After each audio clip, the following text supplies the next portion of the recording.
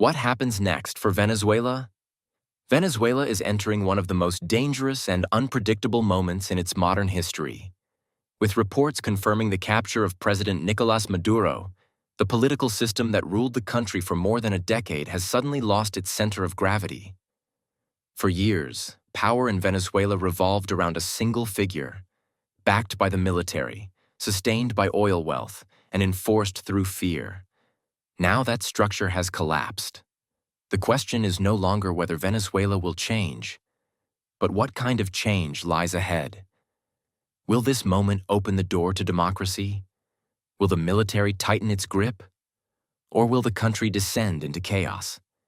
To understand what comes next, we must first understand how Venezuela was broken and why this moment is so explosive. How did Venezuela get here? To understand what happens next, we need to understand how Venezuela reached this point. Nicolás Maduro rose to power after the death of Hugo Chavez, inheriting a system built on centralized authority, oil dependence, and strong military loyalty. Over time, Maduro consolidated power by weakening democratic institutions, sidelining opposition leaders, and relying heavily on the armed forces and security agencies. As Venezuela's economy collapsed, triggered by mismanagement, falling oil prices, corruption, and international sanctions, millions fled the country. Inflation soared, food and medicine became scarce, and public trust in the government eroded. Despite protests, disputed elections, and international pressure, Maduro remained in power. Until now. His capture marks the first real break in Venezuela's long-standing political deadlock. A sudden power vacuum.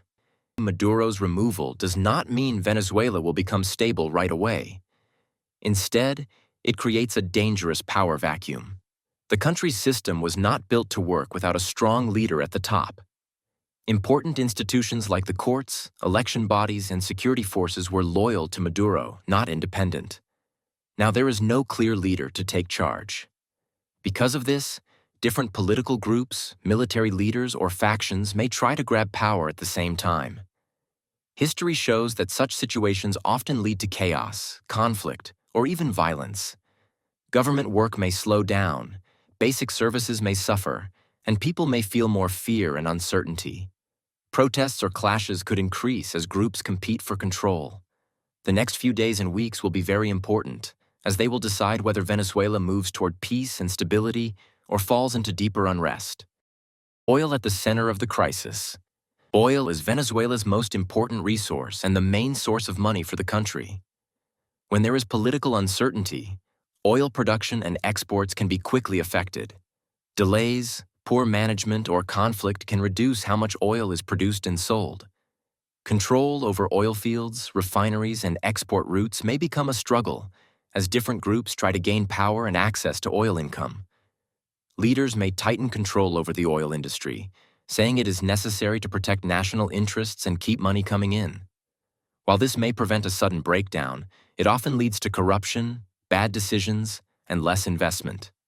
Over time, oil production can fall even more.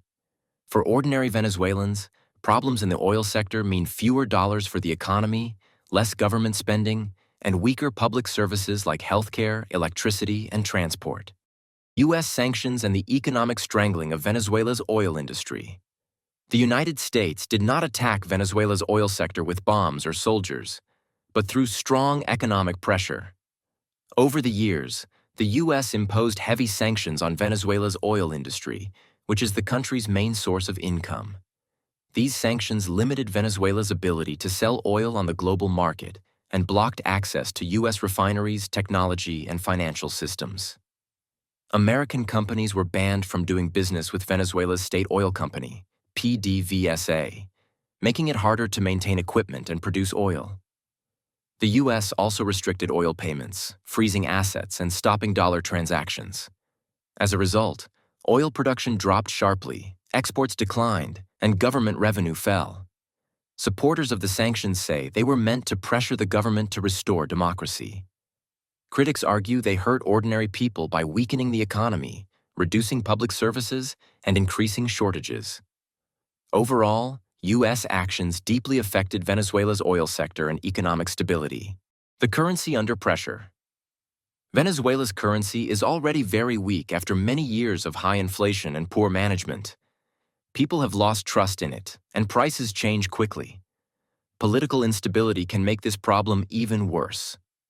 When there is uncertainty, the value of the currency can fall fast, causing prices of food, fuel, and basic goods to rise even more.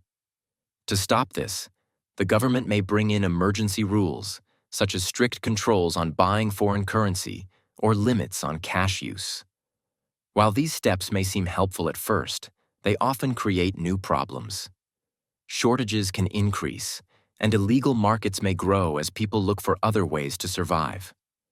For ordinary citizens, this situation means higher living costs, lower wages in real terms, and difficulty saving money.